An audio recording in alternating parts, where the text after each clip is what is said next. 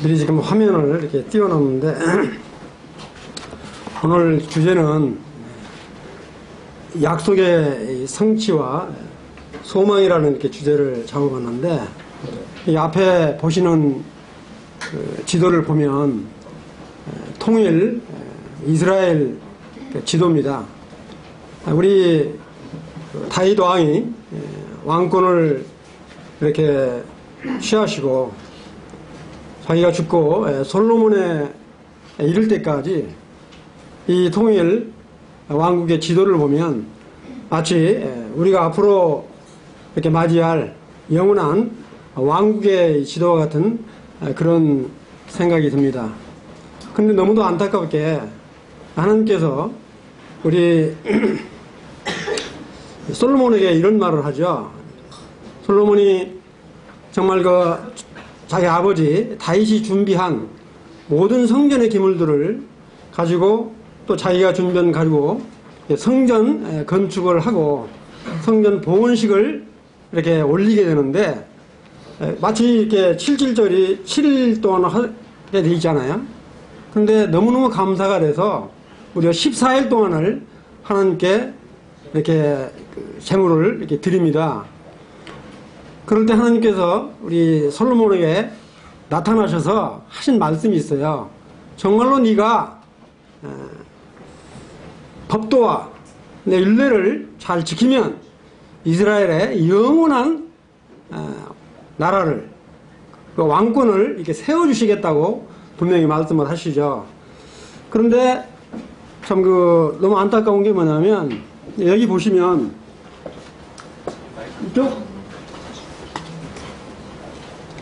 이쪽 보시면 잘 보이실지 모르겠는데, 여기 선이 이렇게 지금 되어 있는 이 선이 있습니다. 위에 녹색으로 되어 있는 부분, 여기가 이렇게 북이스라엘이고요. 그 다음에 여기가 남유다. 아까 통일 이렇게 이스라엘이 그 말씀대로 솔로몬이 무려 후궁이 700명, 첩이 몇 명이죠? 300명. 그 여자를 다 기억이나 할지 모르겠어요. 하여튼 그 결국에는 뭐냐면, 이처럼 이방 여인들을 아내로 취함으로 말미암아 그들 나라에서 데려온 이 잡신들 때문에 우리 솔로몬이 그렇게 참 신령했던 솔로몬이 정말 영적으로 흐려져서 그 우상들을 용납을 하죠. 그 대가로 바로 하나님께서 말씀하신 게 뭐냐면, 네 때는 내가 다윗하고 약속이 있기 때문에 이렇게 멸절 안 시키겠지만 네 자손과 또 뭐냐면 네 신복에게, 여로보암이죠. 여로보암에게 이렇게 나라를 나누겠다, 이렇게 말씀하신 대로 여기가 요 위에 있는 나라가 11개 지파가 이렇게 북이스라엘이라고 그러고요. 그 다음에 여기가 바로 뭐냐면 남유다로 이렇게 갈라집니다. 너무 안타깝죠. 나라가 두 덩어리 나는데, 놀라운 건 뭐냐면, 잘 보이실지 모르겠는데, 이 북이스라엘에 이 여로보암 이 왕이 매번 이 절기를 지키는데, 여기가 예루살렘이에요. 여기가 예루살렘인데, 예루살렘까지 이 북이스라엘 사람들이 오기가 어렵잖아요. 그러니까 자기 편리할 대로 이 북이스라엘 사람들이 이 예루살렘에 가게 되면 아무래도 이렇게 백성들을 뺏길까봐 뭘 하냐면, 이 북단에 있는 이 단에다가 금송아지 보이세요? 이 금송아지를 세우고, 그 다음 이 베델에 금송아지를 이렇게 두어요.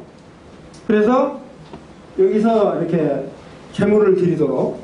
그리고 또 놀라운 건 뭐냐면, 이 여로보암이 이 금송아지를 세우고 여기다가 이렇게 제사를 드리게 하고, 그 다음에 또 한 가지 이제 반드시 제사장은 누가 하도록 돼 있죠? 레위 지파에서 제사장을 하도록 돼 있잖아요. 그런데 레위 지파가 아닌 다른 사람들도 원하면 제사장이 될 수 있도록 허락을 해버린. 그 다음에 뭐냐면 절기를 반드시 하나님이 정한 때 해야 되잖아요.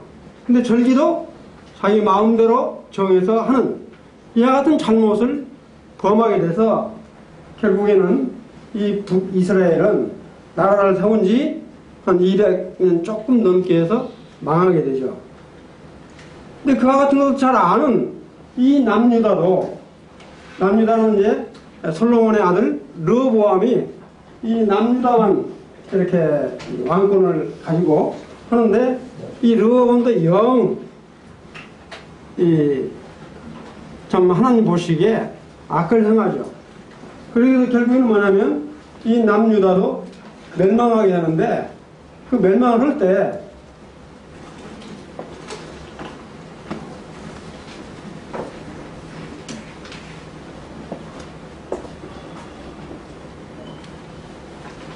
지도가 잘 안 보이는데 이 북이스라엘은 바로 이 아수르에 의해서 이렇게 멸망을 당하고요. 이 남유다는 바벨론에 의해서 멸망을 당하는 참 그런 그 안타까움을 이렇게 보게 됩니다. 그런데 놀라운 건 뭐냐면 이렇게 그 통일 시대에 세웠던 이 성전의 모습을 보면 정말 너무너무 이렇게 거룩하고 아름다웠던 이 성전이 바벨론이 이 남유다를 3차에 걸쳐서 침공을 당할 때 이렇게 세워졌던 이 성전이 완전히 이렇게 해파되어 버리는, 도저히 형체를 알아볼 수 없을 정도로 망가져 버리는 그런 사건이 일어나죠. 그런데 이제 그리고 선지자들이 다 바벨론으로 팔려갑니다. 그게 놀라운 건 뭐냐면 이때 정말로 이 돌이키고 해가고 돌아올 것들을 우리 이사야 선지자라든지 에레미야 선지자라든지 에스겔 선지자가 백성들에게, 왕에게 그렇게 이야기를 해요. 근데 이 사람들이 안 들어. 이 결국에는 뭐냐면 이렇게 완전히 이렇게 불타 없어져 버리는 그런 걸 보게 됩니다. 근데 놀라운 건 뭐냐면 하나님께서 다윗에게 약속을 했죠. 절대 너희들이 죄를 짓더라도 정말로 완전히 멸절시켜버리지는 않겠다.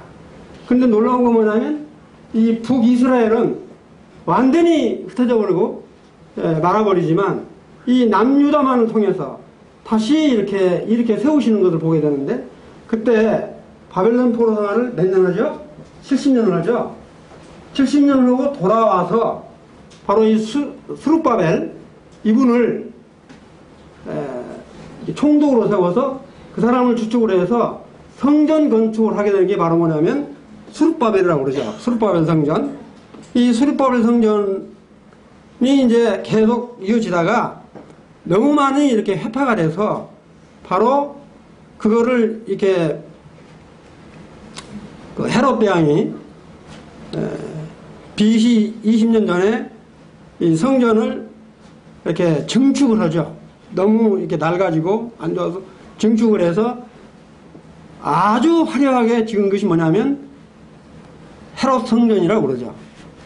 그래서 이렇게 제1성전을 우리가 보통 말해서 솔로몬의 성전을 제1성전이라고 일컫고, 그 다음에 스룹바벨 성전을 제2성전이라고 말을 합니다. 근데 혹자는 헤롯 성전을 제3성전이라고 이렇게 부르는데 그건 잘못된 표현인 것 같아요. 뭐냐면 그건 해파된 성전을 다시 다 할아버리고 지은 게 아니라 새롭게 증축을 한 거기 때문에 우리가 보통 그 3성전이라고 부르지는 않고 정말 주님이 다시 오실 때 지어질 성전이 제3성전이 아닌가 이렇게 생각이 됩니다. 혹시 여러분들 3성전 영화 보셨나요? 그 하여튼 이렇게 됐어요. 여기 보시면 아까 좀 말씀을 미리 드렸는데 여기가 바로 바벨론입니다. 바벨론. 여기가 아수르예요. 여기가 아수르. 이 바벨론에서 이 우리가 말하는 남유다를 완전히 점령을 시켰고, 여기 아수르가 먼저 이 북이스라엘을 완전히 멸절시켰어요. 근데 이 아수르의 이 왕이 이 북이스라엘의 수도가 어디죠? 사마리아죠. 사마리아예요.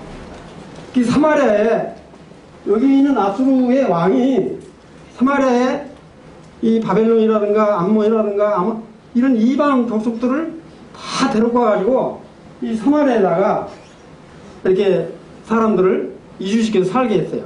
혼혈 민족을 만들어 버렸다고. 그 다음에 다른 이제 북이스라엘 사람들은 전부 예국으로 추방시켜가지고 다시는 이 북이스라엘이 부흥할 수 없도록, 민족성 회복할 수 없도록 만들어 버렸다고요. 그게 너무너무 안타깝죠. 이 죄로 말미암아 이 북이스라엘 사람들은 가나안 땅을 완전히 정복하기도 전에 전부 예국으로 추방당해버리는 그런 안타까운 현실을 볼 수가 있습니다. 근데 겨우 남아있는 이 남유다, 북이스라엘이 망한 지 약 한 130년 동안 계속 이어지면서 그렇게 선지자를 보내서 정말 이 북이스라엘이 이 죄 때문에 망했으니까 그렇게 해서는 안 된다고, 그렇게 해서는 안 된다고 그렇게 권면을 하고 타일러도 안 들어요. 이 결국에는 뭐냐면 이 바벨론이 이 남유다를 몇 차에 걸치냐면 3차에 걸쳐서 아까도 말씀드렸지만 이 성전까지, 왕궁까지 완전히 초토화시켜버리는 참 그런 안타까운 일들을 보게 되는데, 참 이걸 보면서 참 이렇게 화려했던 이 왕국이 무엇 때문에 이렇게 멸망을 하는가, 이런 것들을 생각하면서 정말로 지금 이 시대하고 너무 닮은 꼴인 것 같아요. 정말 이 죄라고 하는 것이 얼마나 무서운가.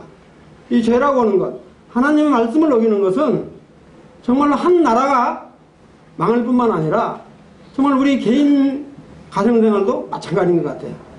정말 이 하나님의 말씀이 말씀대로 순종하지 않으면 정말 이스라엘 그렇게 참 하나님께서 그 기뻐하셨던 그 솔로몬의 성전을 짓고 얼마나 기뻐하셨어요? 그런데 그런 성전을 완전히 이렇게 멸망시켰는데 하나님이 그냥 떠나버린 게 아니고요. 에스겔서에 보면, 나중에 말씀드리지만 에스겔서에 보면 하나님이 제일 먼저 문지방에 딱 서시고요. 그 다음에 문지방에서 동문 쪽으로 딱 떠나셔요. 동문 쪽으로 떠나셨다가 동편 갈람산 위에서 영원히 떠나시는 그 주님의 모습을 이렇게 보게 됩니다. 그 주님이 그 성전을 떠나실 때 한꺼번에 왕창 안 떠나버리시고 문지방을 거쳐서 동문을 거쳐서 그 다음에 갈람산 위에서 완전히 떠나가시는 그 하나님의 마음이 참 어떠하셨을까, 이런 생각을 해보게 됩니다. 우리가 오래 살던 집을 이사할 때 많이 서운하시죠. 그런데 정말 우리 주님이 그렇게 솔로몬이 성전을 짓고 그 봉헌식을 할 때 그 약속했던 만일 네가 법도와 윤리를 지키지 아니하면 내가 떠나겠다고 하시면서 떠나는 그 주님의 모습을 보게 되는데, 그런데 떠나시면 또 하신 말씀이 뭐냐면 내가 완전히 떠나는 게 아니라 다시 동문을 거쳐서 오겠다, 이렇게 약속을 하셨어요. 근데 그 약속이 언제 이루어질지 모르지만 우리가 그 소망을 갖고 살아갑니다. 근데 또 한 가지는 뭐냐면 내가 심판할 때 우리 주님이 부활하신 후에 어디서 승천을 하셨죠? 우리 주님이 부활하시고 40일 만에 승천을 하시잖아요. 승천하신 그것이 바로 갈람산 위에서 승천을 했어요. 근데 우리 주님이 심판하실 때 다시 갈람산 위에 서겠다라고 스가랴서에 말씀을 하고 계십니다.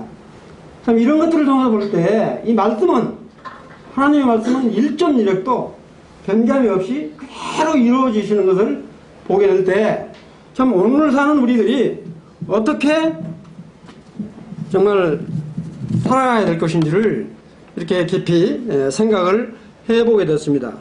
여기 지금 이제 맞아 보여드릴게요. 여기가 바로 뭐냐면 스룹바벨 성전이 되겠습니다. 이게 바로 뭐냐면 바벨론 포로에서 돌아와가지고 정말로 어렵게 해서 이 성전 건축을 하게 되는데, 이건 너무도 이 솔로몬의 성전에 비해서는 초라한 그런 성전이었어요. 그러나 하나님께서 이곳으로 함께 계셨다고요. 근데 이 왕들, 백성들이 너무 죄를 저지르고 그러니까 굉장히 해파가 됐어요. 그 뒤로 이거를 여기 이제 지금까지 설명드린 거를 다시 한번 이렇게 요약해서 설명을 드리면 이렇게 볼 수가 있습니다. 보시면 사울이 초대 왕이었는데 사울 왕은 패했고, 그 다음에 다윗 왕을 통해서 솔로몬을 거쳐서 솔로몬 시대 BC 약 930년에 시작을 해서 이 남유다는 20대 344년 만에 BC 586년에 망해요. 이렇게. 근데 남유다는 약 136년 동안 북이스라엘보다 더 이렇게 거하지만 북이스라엘은 19대 208년 만에 완전히 망하게 됩니다. 그때 선지자들이 누구였냐면 이사야 선지자, 우리 성경 순서대로예요. 이사야 선지자, 그 다음에 에레미야, 에스겔, 다니엘 나오게 됩니다. 여기서 이제 보시면 연대순으로 쭉 표시를 해놨는데 이사야 선지자나 에레미야 선지자가 전부 다 남유다에 이렇게 오면서 사역을 했던 분이네요. 근데 만약에 1차 침공 때 에레미야가 이렇게 끌려가게 되고요. 그 다음에 에스겔 2차 침공 때 에스겔 끌려가게 되고, 그 다음에 다니엘은 3차 바벨론 침공 때 이렇게 끌려가게 되고 다시 이제 귀환하게 되는 그런 역사적인 사실들을 보게 됩니다. 그 다음에 여기서 이제 아까 말씀드린 대로 이 스룹바벨 성전을 우리 이제 헤롯 대왕이 뭐 때문에 그러냐면 유다 사람들한테 이렇게 인심을, 환심을 사기 위해서 이 이방인 에돔 사람이죠, 헤롯이. 헤롯이 바로 뭐냐면 이 스룹바벨 성전이 너무 낡고 비좁고 그러니까 이거를 증축을 시켜서 이렇게 헤롯 성전을 지었다고 그래요. 헤롯 성전은 아주 이렇게 찬란하고 했었는데 이곳에 우리 주님도 함께 하셔서 말씀도 가르치시고 또 많은 이적도 베푸시고 그렇게 하셨잖아요. 그런데 우리 주님이 뭐라고 그래요? 제자들이 이야기하니까 돌 하나도 도리에 남지 않고 무너지리라 그러시잖아요. 이 성전이 완축된 지 6년 만에 로마의 디도스 장군이 완전히 돌에 돈 하나 없이 완전히 초토화시켜 버렸는데 이 왕군이 너무나 이렇게 금 이런 것들이 많아가지고 탈 때 금이 이렇게 돌에 녹으니까 그 금 캘라고 돌을 전부 해쳐버리는 바람에 돌이 하나도 없는 그런 아주 비참한 그리고 지금 남아있는 게 저는 아직 가보지 않았는데 통곡의 벽이라고 그러는데 이 솔로몬의 헤롯의 성전에 이 벽이 지금도 남아있어가지고 통곡의 벽이라고 해서 기도하고 하는 그 장도 지금도 남아있대요. 참 이와 같은 역사적인 사실들을 상기해 보면서 정말 이 죄라고 하는 것이 얼마나 하나님이 미워하시는 것인지. 근데 이제 문제는 뭐냐면 이 죄를 짓고도 깨닫지 못하는 이런 안타까움이 있죠. 자, 이제 말씀을 보도록 하겠습니다. 이거 이제 꺼도 되겠는데.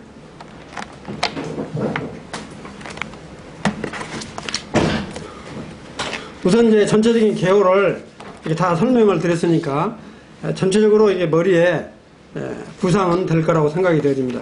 근데 내가 준비를 좀 너무 많이 해가지고요. 가능하면 짧게 이렇게 하려고 그러는데 이해를 해주시면 될 것 같습니다. 우선 그 열왕기상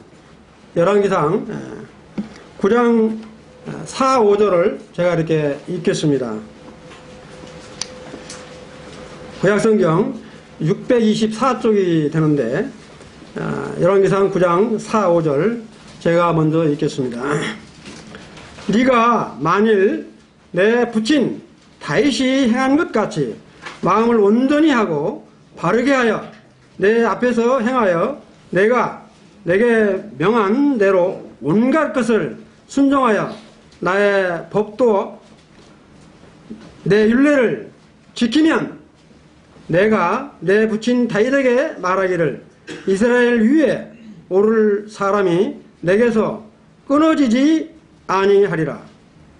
한대로 이스라엘 중에서 네 나라의 왕위를 영원히 견고케 하려니와. 자, 6절부터 9절까지는 다 함께 크게 이렇게 읽어보겠습니다. 시작. 만일 내가 아주 돌이켜 너희와 너희 자손들이 나를 쫓지 아니하며 내가 너희 앞에 둔 나의 계명과 법도를 지키지 아니하고 가서 다른 신을 섬겨 그것들을 숭배하면 내가 이스라엘을 나의 준 땅에서 끊어버릴 것이요 내 이름을 위하여 내가 거룩하게 구별한 것이 성전이라도 내 앞에서 던져버리리니 이스라엘은 모든 민족 가운데 속담거리와 이야기거리가 될 것이며 비록 이 성전이 높을지라도 무릇 그리로 지나가는 자가 놀라며 비웃으며 여호와께서 무슨 까닭으로 이 땅과 이 성전에 이같이 행하였는고 하면 그들이 대답하기를 저희가 자기 조상을 애굽 땅에서 인도하여 내신 자기 하나님 여호와를 버리고 다른 신을 따라가서 그를 숭배하여 섬김으로 여호와께서 이 모든 재앙을 저희에게서 내리신 것이라 하리라. 참 이 말씀을 언제 했냐면 솔로몬이 이렇게 성전을 짓고 성전 봉헌식 때 솔로몬이 하나님께 아주 이렇게 영광을 돌리면서 이렇게 말을 하고 또 백성들에게 이렇게 선포를 할 때 우리 하나님이 직접 꿈에 나타나셔서 이 말씀을 하신 겁니다. 네가 만약에 내 율례를 법도를 지키면 내가 네 나라를 영원히 하겠지만 만약에 그렇지 않으면 내가 던져버리겠다. 망하게 하겠다. 근데 이와 같은 경고를 받은 지 얼마 안 돼서 솔로몬이 정말로 하나님을 버리는 장면이 나오게 됩니다. 그게 어디냐면 열왕기상 11장 9절 11절 제가 하나 읽겠습니다. 열왕기상 11장 9절 10절 여기 보면 솔로몬이 마음을 돌이켜 이스라엘 하나님 여호와를 떠남으로 여호와께서 저에게 진노하시니라. 여호와께서 일찍이 2번이나 저에게 나타나시고 이 일에 대하여 명하사 다른 신을 쫓지 말라 하셨으나 저가 여호와의 명령을 지키지 않았으므로 여호와께서 솔로몬에게 말씀하시되 네가 이러한 일이 있었고 또 내가 나의 언약과 내가 내게 명한 법도를 지키지 아니하였으니 내가 결단코 이 나라를 내게서 빼앗아 내 신복, 이 신복이 누구냐면 여로보암이죠. 신복에게 주리라. 참 얼마 안 돼서 이렇게 이제 하나님이 이렇게 하겠다라고 하셔요. 근데 이때 아까도 말씀드렸지만 이 솔로몬이 후궁이 700명 이렇게 첩이 300명이나 되고 이 여자들이 그 자기 나라에서 데리고 온 이 잡신 이거를 인정을 해주는 이런 것 때문에 하나님이 아주 진노하신 것입니다. 근데 하나님은 또 열왕기상 11장 12절 13절에 이렇게 말씀하시죠. 바로 이어서 보면 네 아비 다윗을 위해서 다윗하고 약속한 게 있어요. 다윗을 위해서 네 때는 네 세대는 이 일을 행치 아니하고 네 아들의 손에서 빼앗으려니와 오직 내가 이 나라를 다 빼앗지는 아니하고 나의 종 다윗과 나의 택한 예루살렘을 위하여 하나님이 자기 영광을 위해서 다윗하고 약속한 것 때문에 다 멸하지는 않겠다는 거죠. 이렇게 다 멸하지는 않고 하나 남겨두겠다. 그게 누구냐면 아까 지도에서 봤던 남유다예요. 남유다가 왕이 된 사람이 누구냐면 솔로몬의 아들 르호보암 때 그렇게 하겠다는 겁니다. 이렇게. 이 말씀대로 이렇게 하신 거예요. 이렇게. 솔로몬에게 분명히 이렇게 말씀을 했어요. 하나님은 이 약속을 정말 1.1획도 어김이 없이 다 이렇게 철저하게 이행하신, 정말로 신실하신, 그리고 정말 엄격하신 우리 하나님이신 것을 볼 수가 있습니다. 하나님은 뭐 대충 뭐 이게 아니라 정말로 한번 약속했던 것들은 끝까지 지키시는 이런 하나님이신 것을 인해서 참 감사가 됩니다. 이제 솔로몬이 죽습니다. 이렇게 솔로몬이 죽으니까 아까도 이렇게 지도에서 본 것 같이 이 아수르를 통해서 이 북이스라엘을 이렇게 점령하는 그런 모습이 나오게 되는데, 그게 어디냐면 열왕기하 17장 22절 23절을 이렇게 한번 펴보시기 바랍니다. 이 보시면 구약성경 591쪽입니다. 이스라엘 자손이 여로보암에 행한 모든 죄를 따라, 여로보암이 행한 모든 죄를 따라 행하여 떠나지 아니하므로 여호와께서 그 종들 곧 모든 선지자로 하신 말씀대로 이스라엘을 그 앞에서 제한다는 건 없애버린단 말이죠. 제하신지라 이스라엘이 본토에서 아수르에 사로잡혀 가서 오늘까지 이르렀더라. 그 다음에 24절에 보면 이에 아수르 왕이 바벨론과, 이 바벨론이 지금의 이락이죠. 그 다음에 구다, 텔리브로암, 지금 현재 아와, 현재 히트, 하맛, 현재의 하마입니다. 스발 와임. 그래서 사람들을 데려다가 아까도 말씀드렸지만 이 이스라엘, 북이스라엘의 수도인 사마리아 이런 곳에 또 북이스라엘 전역에 흩어서 완전히 혼혈 민족을 만들어버리는 이런 참담한 모습을 지금 이야기를 하고 있습니다. 이렇게. 여러 성읍의 둠에 저희가 사마리아를 차지하고 그 성읍에 거하니라. 참 이 예언의 말씀대로 우리 이제 아수르의 살만 에셀 5세가 이렇게 북이스라엘을 점령을 하고, 그 다음에 아수르의 디글랏 빌라셋 왕이 완전히 그걸 실천에 옮기는 그와 같은 놀라운 일이 있어서 아까도 말씀드렸지만 이 북이스라엘은 정말로 이 아수르 그 왕의 정책에 의해서 정말로 다시는 회복할 수 없는, 그래서 이 사마리아가 그래서 이렇게 그 비웃음을 받고 그 유다 사람들한테 조롱거리가 된 게 뭐냐면 혼혈 민족으로 돼 있기 때문에 그렇게 무시를 받고 살았던 거예요.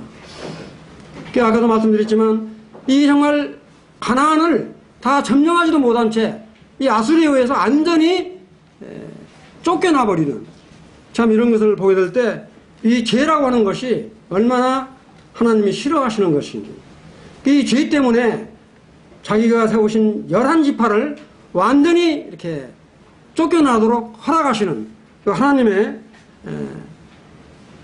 참 약속을 다시 한번 보게 됩니다. 근데 남유다와는 그렇게 안 하신다고요. 참 이런 걸 보면서 저는 이제 그런 생각을 해봤어요. 우리는 정말 예수 그리스도로 말미암아 구원을 받은 성도들이라고 이렇게 여기고 있죠. 다 그렇게 믿으시죠? 그러면 한 번 받은 구원은 취소되지는 않지만 내가 이 땅에 살면서 어떻게 주님 앞에서 살아야 될 것인가를 한번 다짐하는 그런 시간이 됐으면 좋겠다. 이 북이스라엘 사람들도 정말 선민으로 다시 하면서 살았던 사람들이에요. 그런데 이 솔로몬이 그러니까 크게 잘못한 거죠.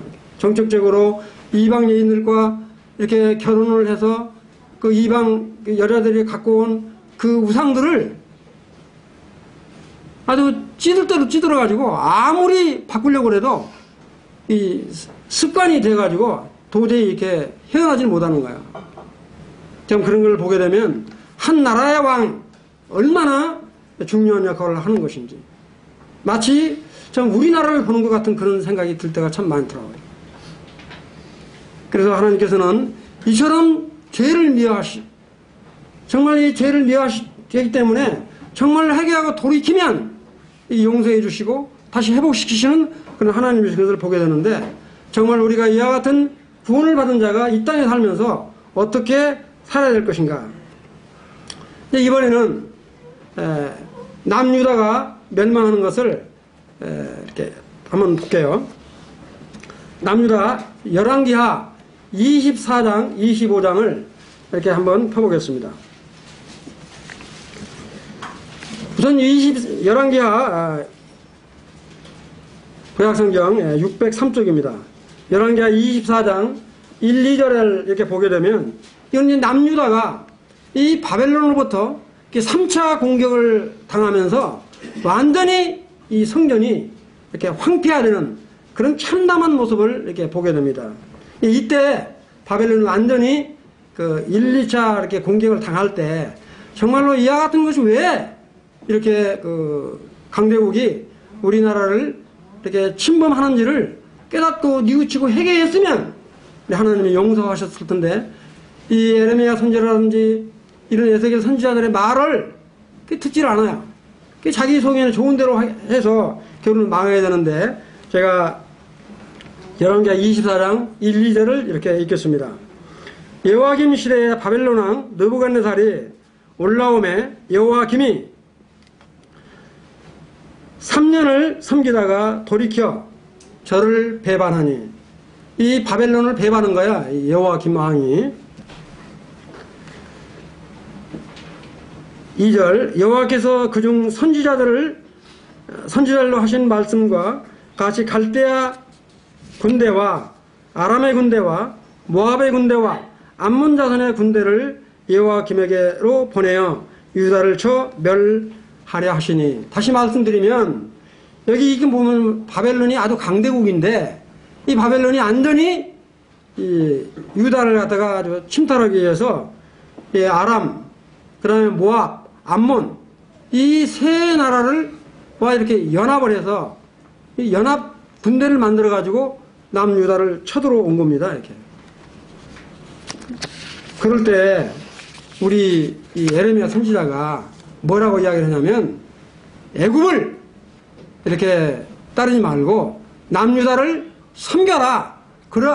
그러면 살리라고 이렇게 말을 해요. 그런데 안 들어요. 그게 안 들어서 결국에는 뭐냐면 여호와김이 끌려가서 죽게 됩니다. 그게 어디 나오냐면 에레미야 27장 8절에서 11절을 이렇게 펴보시면, 우리 에레미야 선지자가 이 여호와김에게 이렇게 말을 하는데, 제가 그냥 이렇게 한번 보시면 1093쪽인데 에레미야 27장 8절 10절 바벨론 느부갓네살을 섬기지 아니하는 국민이나 그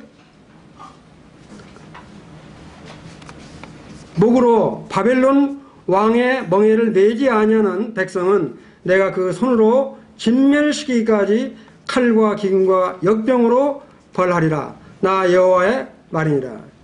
오직 그 목으로 바벨론 왕의 멍에를 메고 그를 섬기는 나라는 내가 그들을 그 땅에서 머물러서 밭을 갈며 거기 거하게 하리라. 나 여호와의 말이니라. 그러니까 예레미야 선지자가 여호와김에게 이렇게 말을 하거든요. 그냥 바벨론한테 순종을 해라. 그러면 안심 못 할 거다. 그러니까 그게 이제 반대를 걸어요. 절대 그렇지 않습니다. 이렇게 이야기도 안 듣고 결국에는 여호와김이 망하는 것을 볼 수가 있습니다. 그 다음에 다시 돌아가서 열왕기하 24장 3, 4절을 이렇게 다시 한번 보겠습니다. 실제로 이 일이 유다의 임함은 곧 여호와의 명하신 바로 저희를 자기 앞에서 물리치고자 하심이니, 이는 므낫세에 지은 모든 죄를 인함이며 또 저가 무죄한 자의 피를 흘려 그 피를 예루살렘에 가득하게 하였으므로 여호와께서 사하시기를 즐겨하지 아니하시리라. 바로 앞에 그 열왕기하 21장 11절에도 보면 이 므낫세 왕의 이 죄악성이 나오게 됩니다. 근데 이 므낫세의 죄악성을 보게 되면 정말 너무너무 엄청스러워요. 이렇게 바알과 아스돗 이 섬기죠. 이 바알은 뭐냐면 남신상이고 아수동 여사제들이에요. 그러니까 제사를 지내고 나서 아주 음행을 저지르는 이런 일들을 이렇게 저장시키고, 그 다음에 이 성전에 단을 쌓아가지고 해와 달을 우상으로 섬기게 되고, 그 다음에 이렇게 주문을 이렇게 외우도록 하고, 그 다음에 뭐냐면 더 참 안타까운 건 뭐냐면 여호와킴이 이렇게 므낫세가, 여호와킴도 마찬가지고 므낫세도 마찬가지고, 그 다음에 여호와긴 이 시드기야까지 이 몰록신앙이 뭐냐면 그 아주 어린 자기 자식들을 제물로 바치는 거예요. 그래서 무지한 죄를 많이 흘리는 이런 아주 하나님이 정말로 증오하는 이와 같은 일들을 아주 서슴없이 벌리기 때문에 하나님의 진노를 산 겁니다. 이런 것 때문에 말씀을 하고 계세요. 그 다음에 이제 이렇게 해서 여호와김은 끌려가서 죽게 됩니다. 그 다음에 이제 이렇게 바벨론의 2차 침공이 또 일어나게 되는데, 그게 바로 뭐냐면 열왕기하 24장 지금 봤던데 24장 10절에서 14절까지, 그냥 시간이 없으니까 제가 설명을 드릴게요. 예, 그 24장 10절에서 14절까지가 바로 바벨론의 2차 침공입니다. 2차 침공을 하는데 뭐냐면 이때도 우리 느부갓네살 왕이 이렇게 쳐들어와요. 그 11절에 보면 10절에 보면 그때 바벨론 왕 느부갓네살이 신하들 예루살렘에 올라와서 그 성을 에워싸니라. 그 신하들이 에워쌀 때에 바벨론 왕 느부갓네살도 그 성에 이르리니, 이때도 우리 에레미야 선지자가 정말로 바벨론을 이렇게 무시하지 말고 그냥 섬겨라. 그러면 잘 괜찮다. 이렇게 이야기를 해주는데도 안 듣는다고. 다시 참 이런 걸 보면 그때 이렇게 하나님께서 선지자를 통해서 이 남유다를 얼마나 이렇게 사랑하셨는가, 이런 것들을 이렇게 생각을 해볼 수가 있는데, 이런 선지자를 통해서 이야기를 해도 안 듣고, 또 우리 시드기야 같은 사람은, 나중에 또 말씀드린 시드기야 같은 사람은 이렇게 권면을 하고 조언하는 이 예레미야 선지자를 가두어버리죠. 그 다음에 므낫세 같은 사람은 여러분 잘 아시는 이사야 선지자를 톱으로 쓸어서 죽여버렸다고. 참 그런 걸 보면 얼마나 참 악한 그런 행위들을 했는가 하는 것들을 보게 됩니다. 그러니까 하나님께서 뭐라고 말씀하시냐면, 내가 보낸 선지자를 다 죽이고 여하튼 참 악한 우상을 섬기는 이런 일들에 전혀 죄의식을 느끼지 못하고 하는 이런 것들을 하나님이 진노하시는 모습을 이렇게 보게 됩니다. 그 결국은 뭐냐면 이때 1차 침공 때 여호와김이 죽고 누가 이제 후대로 일어나게 되냐면 여호와긴이 이제 이어지게 되는데, 이 여호와김도 이와 같은 예레미야 선지자, 에스겔 선지자의 말을 안 들어요. 그 결국에는 여호와긴이 이제 바벨론으로 끌려가게 되는 모습을 이렇게 보게 됩니다. 12절을 이렇게 건너뛰어서 한번 보면, 여기 보면 이런 말이 나와요. 24장 12절을 보면, 유다 왕 여호와긴이, 여호와김이 죽고 여호와긴 왕이 된 거야. 여호와긴이 이 바벨론에 느부갓네살이 쳐들어왔어요. 뭐냐면 약 1년 6개월을 이렇게 버티다가 이제 망하는 건데, 보면 그 모친과 신하들과 방백들과 내시들과 함께 바벨론의 왕에게 항복으로 나아가는 모습을 보게 됩니다. 참 너무 안타깝죠. 바벨론 왕이 그를 잡으니 때는 바벨론 왕 8년이라. 그 다음에 13절, 저가 여호와의 성전의 모든 보물과 왕궁 보물을 가져가고 이스라엘 왕 솔로몬이 만든 것 여호와의 성전의 기명을 다 해파하였으니 여호와의 말씀과 같았더라. 이사야 선지자 예언의 말씀대로 그대로 이루어지는데, 이것도 이사야 39장 6절에 보면 나와 있어요.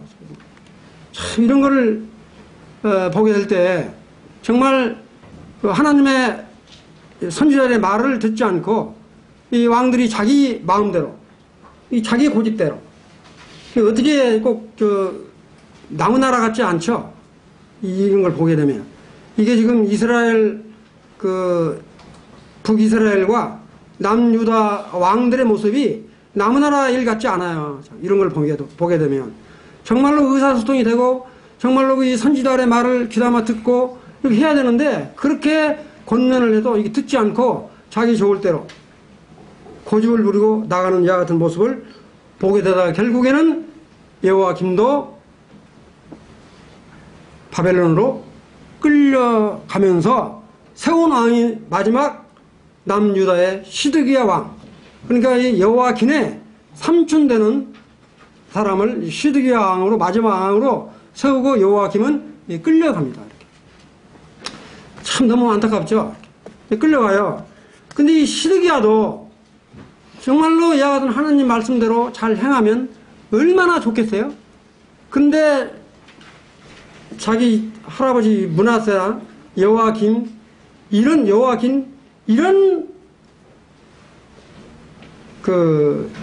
이 우상을 그대로 다습함으로 말미암아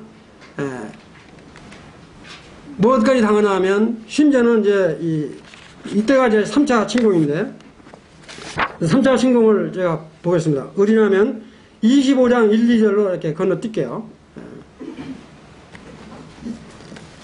11개 25장 1, 2절이 이제 시드기야가 왕이 이제 돼서 이때 이제 마지막 3차 침공을 이렇게 당하게 됩니다. 이때 3차 침공을 당해서 이때 안더니 솔로몬의 성전이 완전히 해파돼 버리는 그 참담한 모습을 보게 되는데 이 시드기야 왕이 이제 취임한 지 9년 10개월 10일 만에 이와 같은 느부갓네살이 다시 이렇게 쳐들어와요. 이때 이 시드기야가 정말로 이 선지자들의 말을 잘 듣고 정말로 이 친애굽 정책을 안 폈으면 괜찮았을 텐데 뭐를 펴냐면 이 예레미야 선지자나 에스겔 선지자의 말을 듣지 않고 친애굽 정책을 편다고요. 애굽 왕한테 뭐냐면 이렇게 보병이나 기병을 이렇게 후원 요청을 한 거를 바로 누구야? 이 바벨론 왕 느부갓네살한테 이렇게 들켜요. 들키니까 결국에는 뭐냐면 이 성벽에 1년 6개월 동안 버티다가 밤에 쳐들어와가지고 이 시드기야 왕이 쫓기다가 결국에는 자기 시드기야 왕 자기 앞에서 자기 아들들을 죽임당하고 자기 눈은 두 눈이 뽑히는 이런 참담한 모습을 보게 됩니다. 이게 그냥 나무 일이 아니잖아요. 이렇게 정말 이 선지자의 말을 듣고 그랬으면 괜찮았을 텐데 이 시드기야 왕도 그걸 안 듣거든요. 그러다 결국에는 뭐냐면 정말 1년 6개월 동안 예루살렘 성을 쌓고 있다가 버티다가 못 버티고 결국에는 이와 같은 참 어려움을 당하는 모습을 보게 됩니다.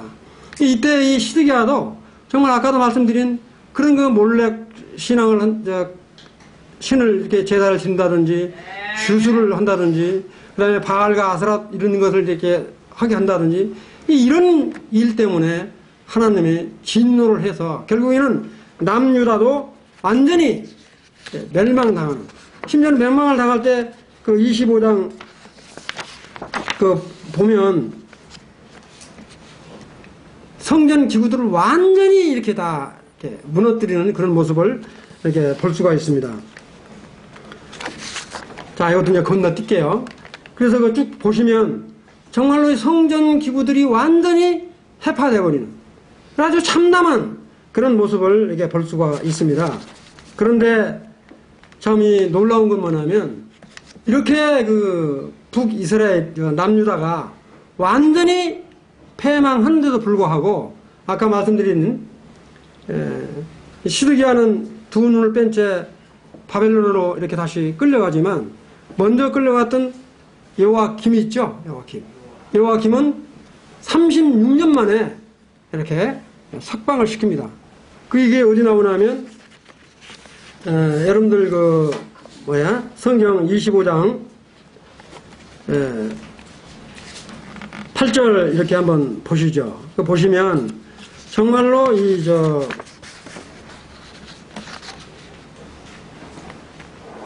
이 여호야김을 이렇게 회복시켜서, 정말로 느부갓네살 왕이,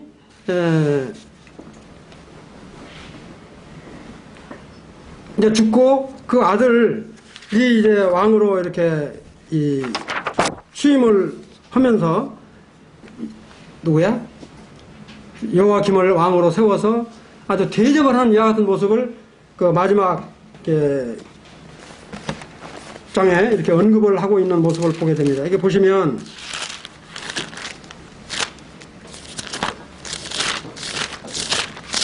열왕기하 27절부터 28절, 29절, 30절 여기가 바로 뭐냐면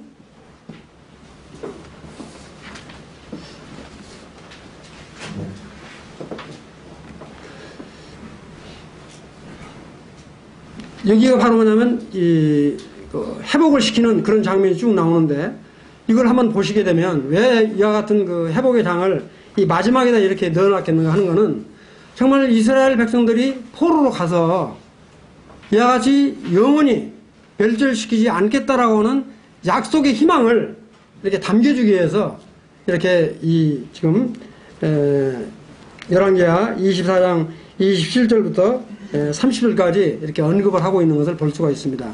이런 걸 통해서 보게 될 때 참 우리 찬란했던 이 이스라엘 이 왕국이 이렇게 무너지는 모습을 보게 될 때 이 죄라고 하는 것을 하나님은 얼마나 싫어하시는 것인지 이걸 통해서 우리 생활 가운데서 또 우리나라도 마찬가지 우리나라의 죄악성이 어떤 것인지를 정말 하나님께 자백하고 회개해서 돌이키는 이런 마음을 가졌으면 좋겠다. 이런 참 생각을 해보게 됩니다. 좀 하나님이 임재하셨던 그 참 찬란했던 참 솔로몬의 궁전 또 참 다시 포로에 돌아가지고 세웠던 이 스룹바벨 궁전 그러나 주님의 말씀대로 이 헤롯 성전에 함께 하셨던 우리 주님 그러나 약속대로 다시 동편에 오시고 감람산에 오시겠다라고 약속했던 그런 소망을 우리 마음 가운데 다짐하시면서 이렇게 살아가는 우리들이 됐으면 좋겠다. 이런 소망이 있습니다. 하나님의 말씀은 정말 1.1핵도 없어지지 않기 때문에 이 같은 말씀들을 성경을 통해서 이 성경이 그냥 역사적인 그게 아니라 정말 우리 가운데 살아서 역사하시는 하나님이신 것을 우리 마음 가운데 다짐을 하면서 이런 하나님을 믿는 우리들이 얼마나 복된 자들인가 하는 것들을 깨달으시면서 그런 믿음 생활로 영했으면 좋겠다 생각을 하면서 말씀을 마치도록 하겠습니다. 감사합니다.